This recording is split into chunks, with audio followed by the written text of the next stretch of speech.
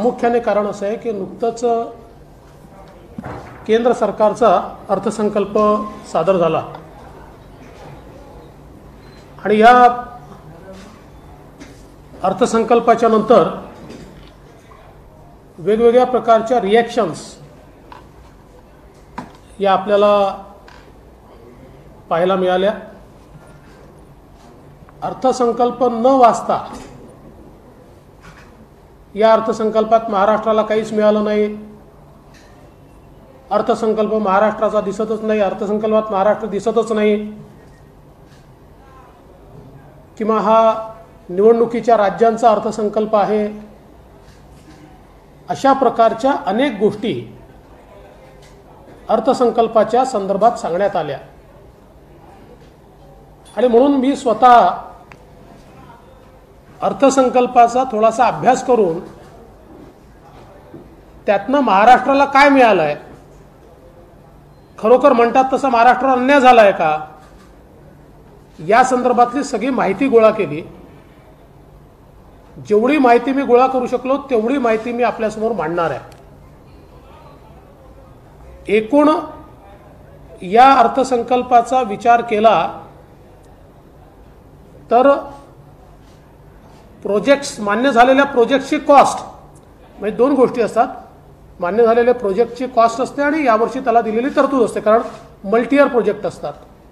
पण मान्य झालेल्या प्रोजेक्टची कॉस्ट आणि इतर सगळ्या तरतुदी या जर या बजेटमधल्या या वर्षीच्या आपण बघितल्या तर त्याची एकूण कॉस्ट होते जवळजवळ 3,05,611 कोटी, 3,05,611 कोटी रुपये एवढे या बजेटच्या माध्यमातून प्रोजेक्ट्स आणि तरतुदी या महाराष्ट्राला मिळाल्या। याच्यामध्ये प्रामुख्याने जर आपण बघितलं तर जवळजवळ 1,33,255 कोटी रुपयाचे 328 रोड प्रोजेक्ट्स,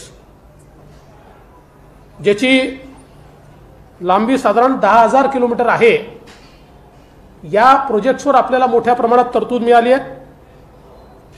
त्याचप्रमाणे मुंबई मेट्रो रेल प्रोजेक्ट असेल, पुणे मेट्रो रेल प्रोजेक्ट असेल, रेल्वेच्या 16 नवीन लाईन्स जवळजवळ 2,000 किलोमीटरच्या, त्यानंतर 5 gauge conversion project, 18 doubling project,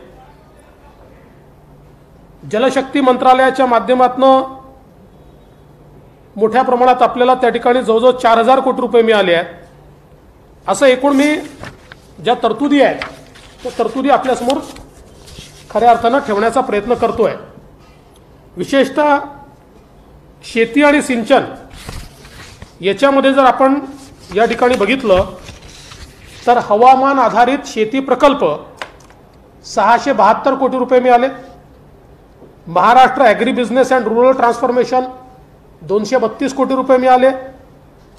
Damanganga Pinjal मुंबईला पुढचे 60 वर्ष ज्या प्रोजेक्टमधनं पिण्याचं पाणी मिळणार आहे, जो आपला महत्त्वाकांक्षी प्रोजेक्ट होता, त्या प्रोजेक्टला या बजेटमध्ये केंद्र सरकारने 3,008 कोटी रुपये दिले आहेत। त्यासोबत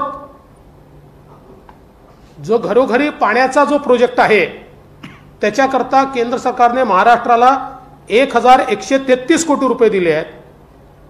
विदर्भ, मराठवाडा आणि उर्वरित महाराष्ट्रातले जे दुष्काळ प्रभावित जिल्हे आहेत त्याचा जो प्रोजेक्ट आपल्याकडे चालला आहे त्याच्यात केंद्र सरकारचा 25% अनुदान आहे आणि 75% केंद्र सरकार त्याच्यात कर्ज देतं। त्याकरता आपल्याला जवळजवळ 1,200 कोटी रुपये हे केंद्र सरकारने त्याकरता या ठिकाणी आपल्याला दिले आहेत। त्यासोबत जो शेतकरी सन्मान निधी आहे, जो 6,000 रुपये शेतकऱ्याच्या खात्यात केंद्र सरकार डायरेक्ट देते, त्याच्या अंतर्गत 6,823 कोटी रुपये या ठिकाणी मिळालेले आहेत। आणि अन्न सुरक्षा योजनेच्या अंतर्गत जवळजवळ 153 कोटी रुपये अशा प्रकारची तरतूद या ठिकाणी करण्यात आली आहे। मी आपल्याला ऑलरेडी रस्त्याच्या संदर्भात सांगितलं आहे की 1,33,255 कोटी रुपयाचे 328 प्रोजेक्ट याला मान्यता मिळालेली आहे। आता हे वेगवेगळ्या स्टेजवर आहे आणि याला पूर्ण अप्रूव्हल आहे, म्हणजे यातला जो प्रोजेक्ट सुरू होईल त्याची पूर्ण तरतूद त्या प्रोजेक्टला मिळेल अशा प्रकारची याची व्यवस्था करण्यात आली आहे। यासोबत मुंबई मेट्रो 3 म्हणजे आरे कारशेडवाली या मुंबई मेट्रो 3 ला 1832 कोटी रुपये हे केंद्र सरकारने दिले आहेत। पुणे मेट्रो याला 3,195 कोटी रुपये केंद्र सरकारने दिले आहेत। नागपूर मेट्रो टप्पा 2 साठी 5,976 कोटी रुपये मंजूर झाले आहेत। नाशिक मेट्रो प्रकल्पासाठी 2,092 कोटी मंजूर झाले आहेत आणि मुंबईतल्या इतर मेट्रो प्रकल्पांसाठी 441 कोटी रुपये हे त्या ठिकाणी मंजूर झालेले आहेत। रेल्वेचे जे प्रकल्प मी सांगितले यामध्ये आत्ता रेल्वेनी 6,722 किलोमीटरचे प्रकल्प 39 प्रकल्प मंजूर केले आहेत, ज्याची एकत्रित किंमत 86,696 कोटी आहे। 86,696 आणि या वर्षीची तरतूद, कारण हे काही एका वर्षात पूर्ण होत नाही, या वर्षीची तरतूद ही 7,107 कोटी आहे। आता ही तरतूद का बरं महत्त्वाची आहे तर एकूण रेल्वेमध्ये 2009 ते 2014 या 5 वर्षामध्ये महाराष्ट्राला मिळालेले पैसे आहेत 1,171 कोटी। 1,171 कोटी 5 वर्षात मिळाले आहेत आणि या एका वर्षाची तरतूद आहे 7,107 कोटी आणि मागच्या वर्षी मिळाल्यात 6,572 कोटी, 19-20 मध्ये मिळाल्यात 7,821 कोटी। त्यामुळे 5 वर्षात जे पैसे मिळायचे त्याच्या 5 पट 7 पट पैसे एकेका वर्षात आता रेल्वे ही महाराष्ट्राला देते आहे। हा खरा मोदी सरकारमधला आणि जुन्या सरकारमधला फरक आहे। आता त्याचे वेगवेगळे माझ्याकडे त्याचा भेई आहे, म्हणजे छिंदवाडा नागपूर आहे, गोंदणी कळमना आहे, तिगाव चिसोंदा आहे, भुसावळ जळगाव आहे, दोन गुलबर्गा, अहमदनगर बीड परळीला परत पैसे मिळाले आहेत 572 कोटी, वर्धा नांदेड यवतमाळला 347 कोटी रुपये मिळाले आहेत, इंदूर मनमाड वाया मालेगाव हा 9,547 कोटीचा प्रोजेक्ट याला पूर्ण मान्यता मिळालेली आहे। सोलापूर उस्मानाबाद नवीन मार्ग वाया तुळजापूर हा 84 किलोमीटरचा आहे, याला टोकन ग्रँट 20 कोटी रुपये मिळाली आहे, म्हणजे याची पूर्ण मान्यता झाली की त्याला उरलेले पैसे मिळतील। मुंबई अहमदाबाद हायस्पीड रेल्वे याला 7,897 कोटी रुपये हे या ठिकाणी मिळालेले आहेत। म्हणजे महाराष्ट्रातल्या सगळ्या भागातल्या प्रोजेक्ट्सला रेल्वेच्या प्रचंड मोठी तरतूद ही या ठिकाणी रेल्वे विभागाच्या माध्यमातून मिळाली आहे। यासोबत खंडवा अकोल्याला देखील त्या ठिकाणी मान्यता मिळाली आहे। डबलिंग किंवा तिसरी लाईन किंवा चौथी लाईन असं जिथे मिळालं आहे त्यात कल्याण कसारा तिसरी लाईन, वर्धा नागपूर तिसरी लाईन, तिगाव चिसोंदा तिसरी लाईन, वर्धा बल्लारशा तिसरी लाईन, इटारसी नागपूर दुसरी लाईन, त्यानंतर पुणे मिरज लोंढा डबलिंग, दौंड मनमाड डबलिंग, वर्धा नागपूर चौथी लाईन, मनमाड जळगाव तिसरी लाईन, जळगाव भुसावळ चौथी लाईन, या सगळ्याला या ठिकाणी तरतूद मिळाली आहे। त्यासोबत काही वाहतूक सुविधांच्या संदर्भात काही या ठिकाणी पैसे मिळाले आहेत, ज्याच्यामध्ये लोकमान्य टिळक टर्मिनसवर कोच सुविधा विस्तार, पनवेल कळंबोली कोचिंग टर्मिनस, त्यानंतर छत्रपती शिवाजी महाराज टर्मिनस मुंबई प्लॅटफॉर्म विस्तार, हडपसरचा सॅटेलाइट टर्मिनल म्हणून विस्तार, अजनीचा सॅटेलाइट टर्मिनल म्हणून विस्तार, पुणे प्लॅटफॉर्मचा 24 ते 26 डब्यांकरता विस्तार आणि नवी दिल्ली मुंबई मार्गाचा मार्गावर 160 ते 200 किलोमीटर प्रति तासाने गाडी चालली पाहिजे याकरता त्याचं सबलीकरण, याला 1,340 कोटी रुपये। हे जे वरचे मी लोकमान्य टिळक टर्मिनसपासून वाचून दाखवले या सगळ्यांना बजेट एंट्री मिळाली आहे, बजेट ग्रांट मिळाली आहे. आता त्याची प्रोसेस राज्याला आणि केंद्राला मिळून पूर्ण करावी लागेल आणि मग त्याला उरलेले पैसे या ठिकाणी प्राप्त होतील. यासोबत आरोबी आरयूबी जे आहेत त्यात Vikhroli ROB, Kalyan ROB, Diva road ROB, Jawaharlal Nehru port trust Jasai road ROB, Diva Panvel ROB, Diva Vasai ROB, Jasai Jawaharlal Nehru port trust ROB यांच्याकरता देखील या ठिकाणी तरतूद करण्यात आली आहे.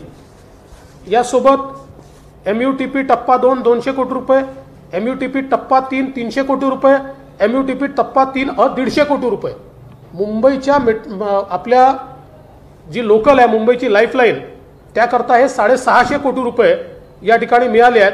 आणि याच्या व्यतिरिक्त प्रवासी सुविधा निर्माणाकरता 636 कोटी, यांत्रिकीकरण इलेक्ट्रिकरण याकरता देखील 85 कोटी 100 कोटी अशा काही तरतुदी या अर्थसंकल्पात करण्यात आलेल्या आहेत. एकूण आपण जर बघितलं तर याच्या व्यतिरिक्त मी जलशक्ती विभाग सांगितलं आपल्याला, त्यानंतर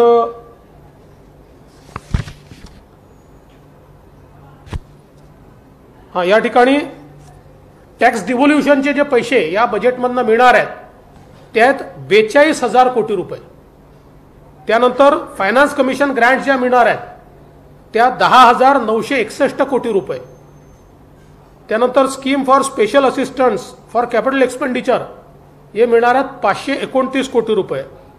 आणि त्याचसोबत इतर ज्या CS आणि CSS बेस्ड ट्रान्सफर आहेत त्या मिळणार आहेत 13,416 कोटी रुपये. याच्यामध्ये प्रधानमंत्री आवास योजनेचे पैसे मी पकडलेले नाही आहेत, कारण ते जेवढे प्रोजेक्ट मंजूर होतात त्याच्या आधारावर येतात, किंवा इतर अशा ज्या स्कीम्स आहेत म्हणजे उज्ज्वला योजना असेल किंवा अशा ज्या इंडिव्हिज्युअल स्कीम्स आहेत याचे पैसे मी पकडलेले नाही आहेत. त्यामुळे एकूण इन्फ्रास्ट्रक्चर सेक्टरमध्ये प्रचंड मोठी गुंतवणूक महाराष्ट्रामध्ये केंद्र सरकार करते. रोड्समध्ये, ब्रिजेसमध्ये, रेल्वेमध्ये, ओव्हरब्रिजमध्ये, मेट्रोमध्ये आणि सबअर्बन रेल्वेमध्ये. आणि मला असं वाटतं की आपण जर हे सगळे बघितले याच्या व्यतिरिक्त अजून राज्याला जे काही GSTचं कम्पेन्सेशन आहे ते कम्पेन्सेशन देखील पूर्ण देण्याचा निर्णय हा केंद्र सरकारने घेतलेला आहे. त्याचं कम्प्युटेशन हे जुलै टू जुलै होतं. त्यामुळे जुलै टू जुलै कम्प्युटेशन झाल्यानंतर एक्झॅक्ट अमाऊंट कळेल की ती किती आहे, त्यानुसार ते कम्पेन्सेशन देखील त्या ठिकाणी मिळणार आहे. आणि म्हणून जे काही या ठिकाणी सांगण्यात आलं की महाराष्ट्र कुठे दिसत नाही, महाराष्ट्राला काही मिळालं नाही, हे धादांत खोटं आहे. आणि मी आपल्यासमोर सगळी आकडेवारी दाखवलेली आहे. महाराष्ट्राला सगळ्यात प्रॉमिनंटली या बजेटमधनं इतक्या मोठ्या प्रमाणातल्या तरतुदी मिळाल्यात. अपेक्षा एवढीच आहे की जशी मेट्रो 3 थांबवून ठेवलेली आहे अशा प्रकारे प्रोजेक्ट्स न थांबवता प्रोजेक्ट्सला गती देऊन हे पैसे जास्तीत जास्त यातले पैसे यावर्षी खर्च होतील असा प्रयत्न हा महाराष्ट्र सरकारने केला पाहिजे.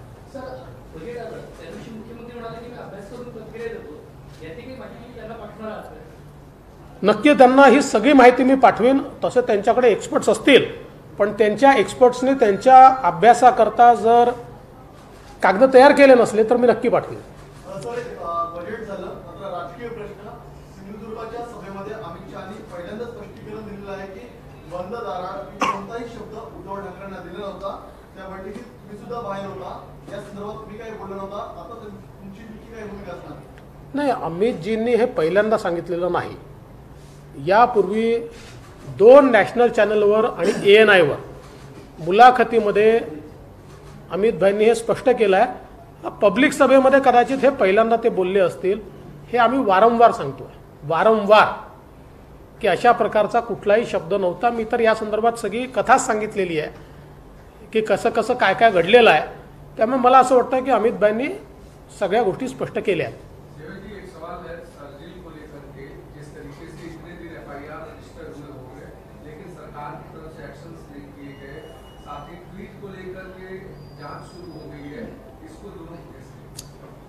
देखिए, सबसे बड़ा आश्चर्य तो यह है कि शर्जील को अरेस्ट नहीं किया जाता, लेकिन शर्जील को अरेस्ट क्यों नहीं किया गया, इसके लिए भारतीय जनता पार्टी उत्तर भारतीय आघाड़ी ने आंदोलन रखा, तो हमारे उसके पदाधिकारियों को घर में जाकर अरेस्ट किया और डिटेन किया।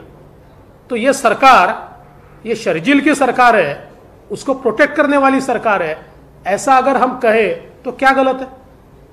और जहां तक सेलिब्रिटीज का सवाल है, मैंने तो कल ही कहा जब उन्होंने किया कि जिन्होंने मांग की और जिन्होंने मांग मंजूर की, ऐसे दोनों का मानसिक संतुलन ठीक नहीं है, उसकी जांच होनी चाहिए। जांच तो उनके मानसिक संतुलन की होनी चाहिए, क्योंकि ट्वीट क्या है, ट्वीट भारत की संप्रभुता के साथ खिलवाड़ हम मंजूर नहीं करेंगे, ये ट्वीट है। इससे ज्यादा तो कोई ट्वीट नहीं है। उसके ऊपर क्या जांच होगी भाई?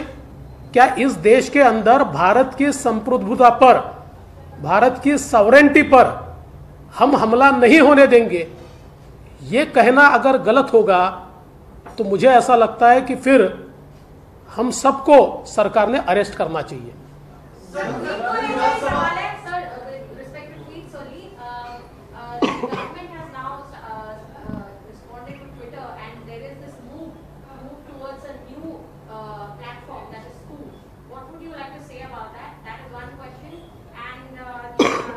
Kajal, I have no information about it. I'll speak only when I have all the information. भाजपाची आता काय नेमकी भूमिका असेल? विधानसभा अध्यक्षपद आता रिक्त झालेलं आहे. असं आहे की महाराष्ट्रामध्ये साधारणपणे ही परंपरा राहिली आहे की विधानसभेचा अध्यक्ष जो आहे तो एकमताने आम्ही निवडतो. तथापि साधारणपणे सरकारचा अप्रोच काय आहे, विधानसभेत विरोधकांना वागणूक काय आहे, विरोधकांशी सरकारचा संवाद आहे का, या सगळ्या बाबींवर हे डिपेंडंट असतं, त्याच्यावर हे निर्भर असतं. त्यामुळे या संदर्भात आम्ही आणि आमचे मित्रपक्ष एकत्रित बसू आणि या संदर्भातला निर्णय आम्ही घेऊ. भंडारा में जो हॉस्पिटल में आग लगी थी उसको 1 महीना पूरा हुआ है. सरकार के पास फायर ऑडिट रिपोर्ट है, सरकार के पास डिविजनल कमिश्नर का रिपोर्ट है.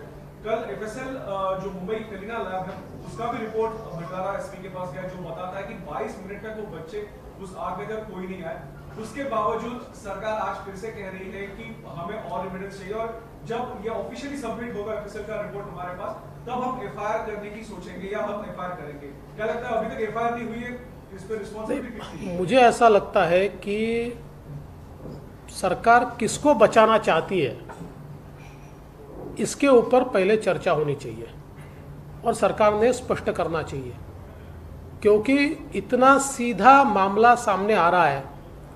एक तो फायर सेफ्टी की फाइल पर 6 महीने तक सरकार के अधिकारी बैठे रहे, और हम अगर कानून की भाषा में कहें तो एक्शन और इनएक्शन, मालफिजन्स, मिसफिजन्स एंड नॉन फिजन्स, ये तीनों चीज़ें ये गुनाह होती है और इसके ऊपर एफआईआर होना चाहिए.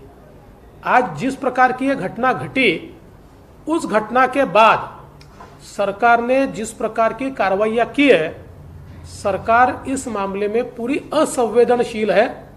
सरकार किसी को बचाने का प्रयास कर रही है. इसमें जरूर कोई ना कोई ऐसी चीज़ है कि जिसके कारण सरकार डर रही है, और हमारी मांग है तुरंत एफआईआर रजिस्टर किया जाए. राहुल राहुल नंतर ना एक विचारून राहुल. बजेट आलं त्यानंतर मुंबई महानगरपालिकेचे बजेट आले आणि महानगरपालिका निवडणुका डोळ्यासमोर ठेवता मोठा आकडा तर समोर दिसतोय, पण त्यामध्ये अनेक काही निर्णय देखील थोडंसं वादग्रस्त ठरले. खास करून एमएमआरडीएच्या बाबतीत महापालिकेने प्रस्ताव पाठवलाय की इतकं अधिकार आहे, महापालिकेचं अधिकार क्षेत्र वाढावं, हा एक आहे. आणि त्याचबरोबर काही समुद्राचं पाणी, खारं पाणी गोड करण्यामध्ये देखील मोठे आकडे फक्त समोर येत आहेत. दोन निर्णयांबद्दल चर्चा होते, तुमची काय माहिती ओव्हरऑल मुंबई महानगरपालिका बजेट बाबत? नाही, मी मुंबई महानगरपालिकेचं बजेट मी काही बघितलेलं नाही, पण माझं मत असं आहे की मुंबई महानगरपालिकेने काही बजेट जर तयार करायचं असेल तरी देखील मुंबईतले खड्डे, मुंबईत तुंबणारं पाणी, याच्याकडे पहिल्यांदा लक्ष दिलं पाहिजे. आणि सगळ्यात महत्त्वाचं, मुंबई महानगरपालिकेतल्या बजेटचे आकडे आणि भ्रष्टाचाराचे आकडे याचा काही मेळच बसत नाही. म्हणजे पैसे केवळ भ्रष्टाचाराकरता खर्च करायचे ही पद्धती जोपर्यंत बंद होत नाही तोपर्यंत कितीही मोठे आकडे हे मुंबई महानगरपालिकेने आपल्या बजेटमध्ये ठेवले तरी जनतेला त्याचा काही उपयोग होईल असं वाटत नाही. अभिषेक पांडे. केवल जी सवाल विधानसभा अध्यक्ष को लेकर कि जिस तरीके से विधानसभा अध्यक्ष का पद खाली है, क्या बीजेपी उसके लिए क्या और शिवसेना लगातार कह रही है कि एक ऐसा लूपहोल छोड़ दिया है बीजेपी के लिए सरकार में या कांग्रेस ने जिससे बीजेपी आगे आकर आक्रामक हो सकती है. देखिए, पहली बात तो यह है कि महाराष्ट्र में प्रायः ये परंपरा रही है कि हम लोगों ने विधानसभा का जो अध्यक्ष पद है वो हम लोग एक मत से करते हैं, उस पर प्रायः चुनाव नहीं होता. किंतु ये सरकार ऐसी है कि जो विरोधी पार्टी से संवाद नहीं करती. विरोधी पार्टी की जो अधिकार है सभागृह में उन अधिकारों का भी हनन होता है और इसलिए हम लोग हमारे सारे मित्र पक्षों के साथ बैठेंगे और इसके ऊपर अपनी नीति तय करेंगे. लेकिन मुझे एक बात की खुशी है कि सरकार बहुत घबराई हुई है. ये विधानसभा अध्यक्ष पद के चुनाव को लेकर सरकार बहुत घबराई हुई है. ये देखकर मुझे बहुत खुशी हो रही है. सर, क्रीडा कामगारांमध्ये तुम्ही पंतप्रधानांना पत्र लिहिलं की केंद्राने मदत केली. सातत्याने असं देखील सांगितलं जातं की राज्य सरकारने मदत केली आणि करमाफ झाला. वस्तुस्थिती काय आहे? असं आहे की हा काही श्रेयाचा मुद्दा नाही कोणाच्या, परंतु तिरा कामतच्या प्रकरणामध्ये ज्यावेळी असं लक्षात आलं की त्याच्यावर 6 कोटी रुपयाचा कर केंद्र सरकारच्या कस्टमच्या माध्यमातून लागतोय, त्यावेळी तिच्या वडिलांचं एक पत्र घेतलं मी आणि त्याच्यावर एक माझं पत्र हे मी PMOला पाठवलं.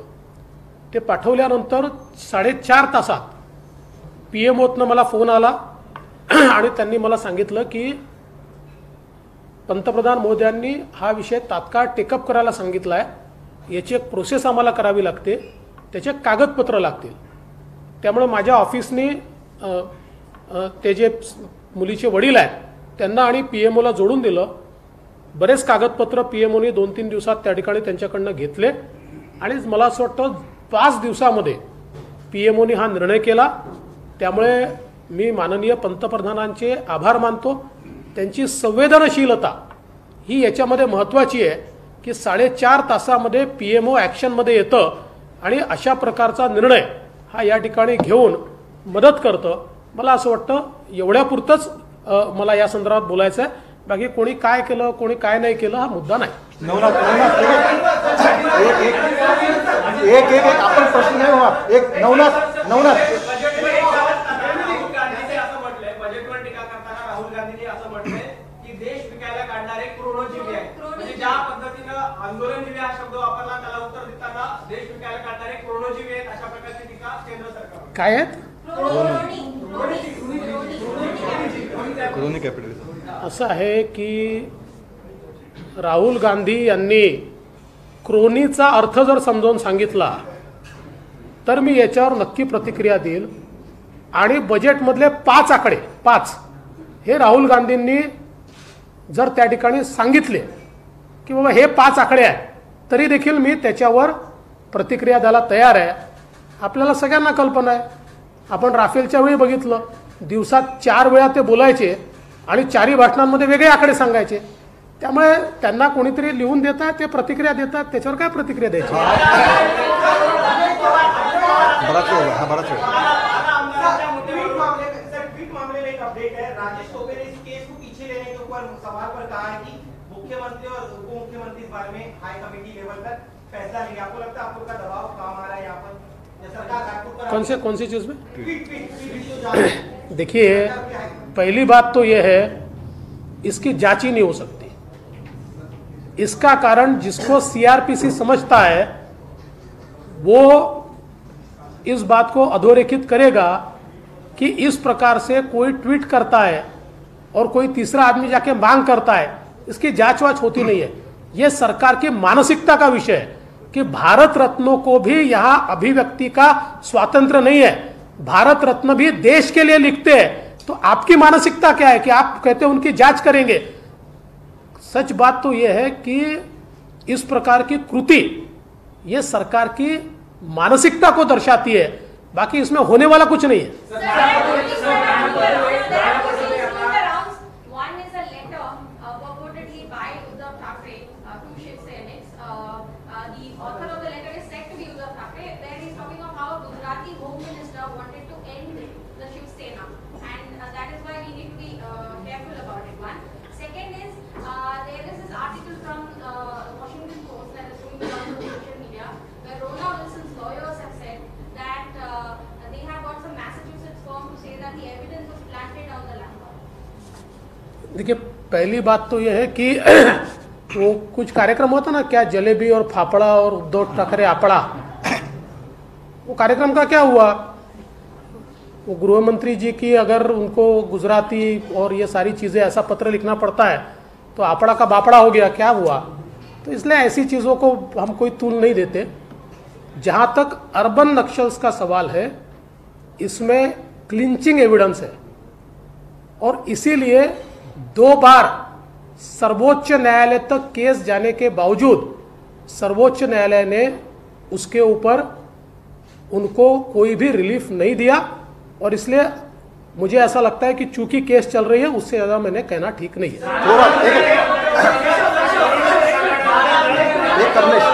एकाने विचारला तर कमलेश एक मिनिट, कमलेश कमलेश कमलेश चल कमलेश कमलेश कंगना रनौत ने जो पूरा मामला हुआ था गेम को लेकर, उसको खुद आपने भी एक प्रतिबंध में एक बार गलत ठहराया था। इतने पुराने मामलों पर अभी बजट की बात चल रही है।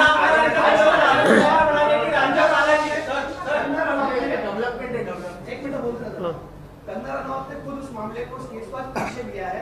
आज उन्होंने कहा कि वो मामला पीछे ले रही है, तो क्या मानते हैं इस केस में, क्योंकि आपने ही गलत ठहरा था, बहुत लोगों ने इसके बारे में कहा था। देखिए, उन्होंने मामला पीछे लिया है कि नहीं मुझे पता नहीं, लिया है तो क्यों लिया है पता नहीं, मैं तो कोई उनका प्रवक्ता नहीं हूँ, तो इसलिए इस मामले पर तो मैं नहीं कह सकता कुछ। अमित आणि थोरा राज्यपालांनी आम्हाला कोर्टात जाण्याची वेळ येऊ देऊ नये, अजित पवारांनी स्टेटमेंट 12 आमदारांच्या मुद्द्यावर। मला असं वाटतं की 12 आमदारांच्या मुद्द्यावर जो काही निर्णय कायदेशीर आहे तो राज्यपाल घेतील।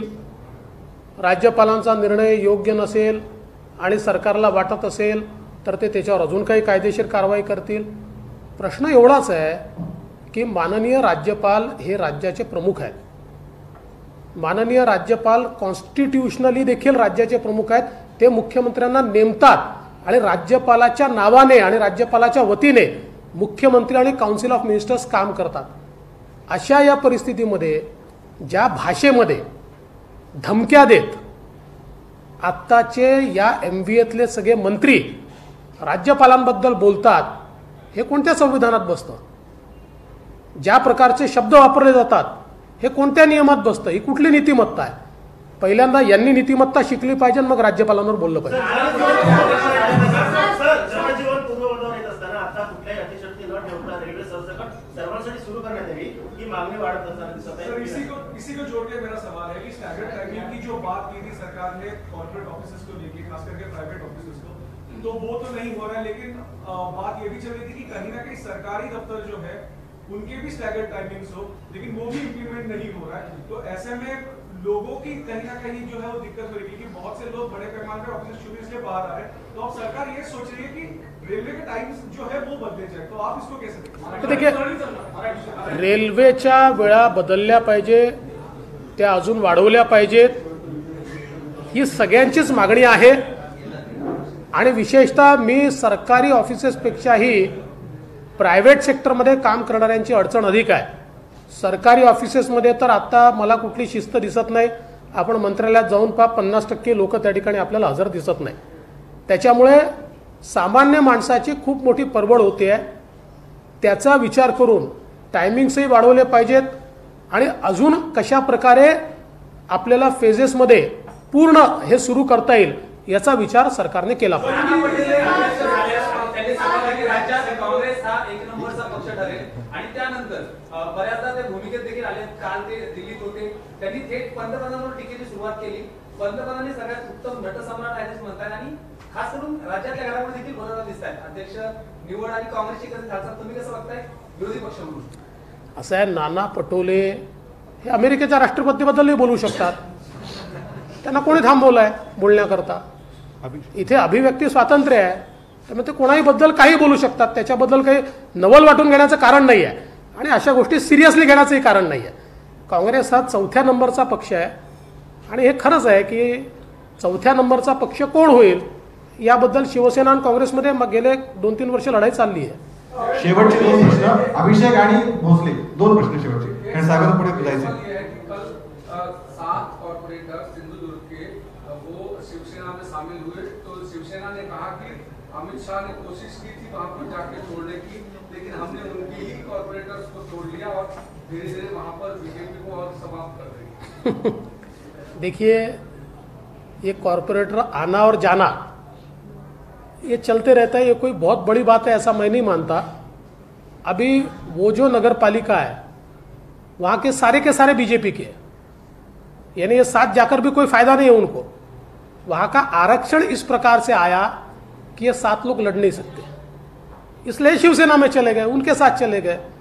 तो मुझे लगता है कि अभी शिवसेना की हालत ऐसी है कि कोई कॉर्पोरेटर भी इधर से उधर हो जाए तो उनको ऐसा लगता है कि वो देश के प्रधानमंत्री बन गए और इस प्रकार से वो उसके ऊपर रिएक्शन देते हैं. मुझे लगता है उनको जल्दी ही चुनाव में पता चल जाएगा. लास्ट शेवट लास्ट थोड़ा 24,000 कोटी केंद्राची केलेली आहे एक प्रश्न. गुजरात फेब्रुवारी डिझेलच्या भाववाढी संदर्भात आपलं काय म्हणणं? पहिली गोष्ट अशी की राज्याचे जीएसटीचे मागच्या वर्षीचे सगळे पैसे केंद्र सरकारने दिले. या वर्षीचे जे पैसे आहेत तेही देत आहे. याचं कम्प्युटेशन जे होतं ते जुलैमध्ये होतं आणि ते जुलैमध्ये कम्प्युटेशन झाल्यानंतर ते पैसे सगळे मिळतात.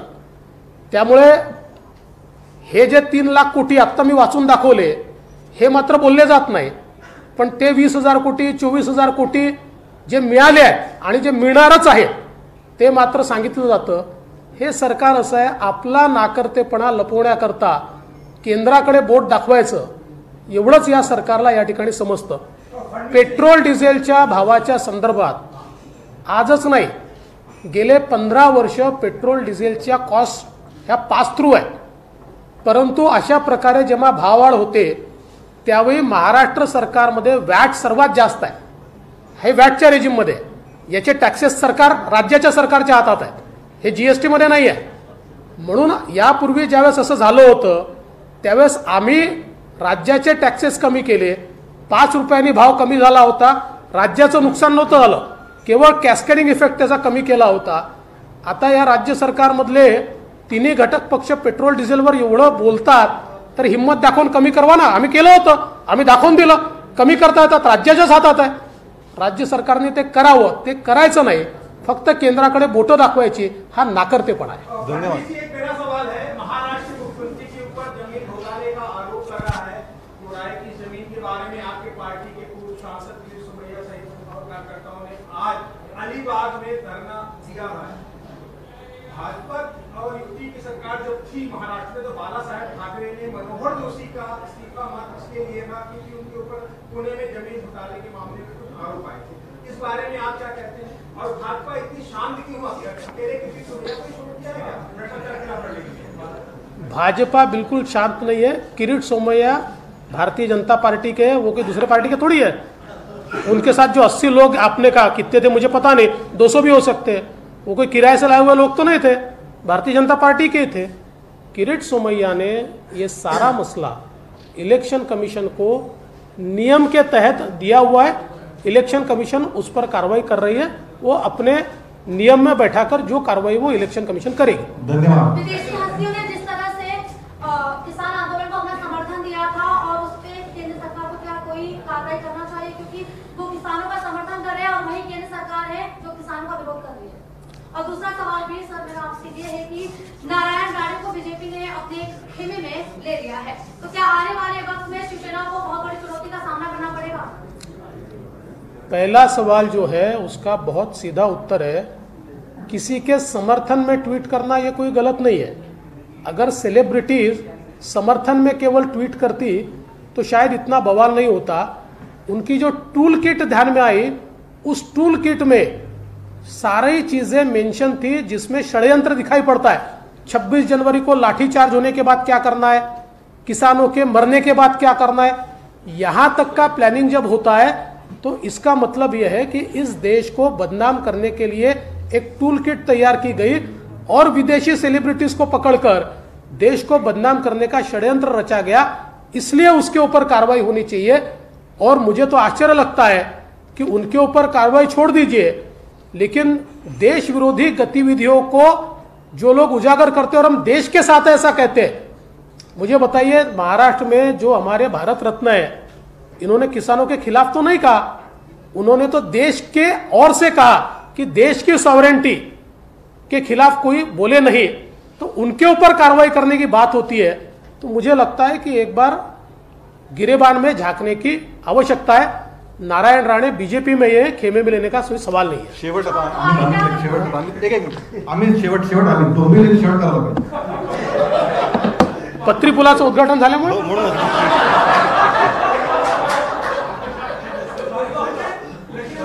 बरोबर घेणार की नाही, कारण तुम्ही जरी नाही म्हणत असलात तरी अंतर्गत चर्चा चालू आहे असं म्हटलं जातंय. अंतर्गत म्हणजे कुणाच्या अंतर्गत? असली कुठली अंतर्गत चर्चा आमची नाही. मी यापूर्वीही स्पष्ट केलं आहे की त्यांनी जरी हिंदुत्व घेतलं असलं तरीही मूलभूत त्यांच्या आणि आमच्या विचारातला फरक हा आहे की आम्हीही मराठी माणसाला न्याय मिळाला पाहिजे याच मताचे आहोत, पण मराठी माणसाला न्याय देताना अमराठी माणसावर अन्याय करून तो न्याय द्यायचा ही बाब आम्हाला मान्य नाही आहे. त्यामुळे मराठी माणसाला न्याय देत असताना इतर लोकांनाही न्यायच मिळाला पाहिजे, त्यांच्यावर अन्याय होऊ नये ही आमची भूमिका आहे. ती भूमिका काही अजून मनसेने स्वीकारलेली नाही.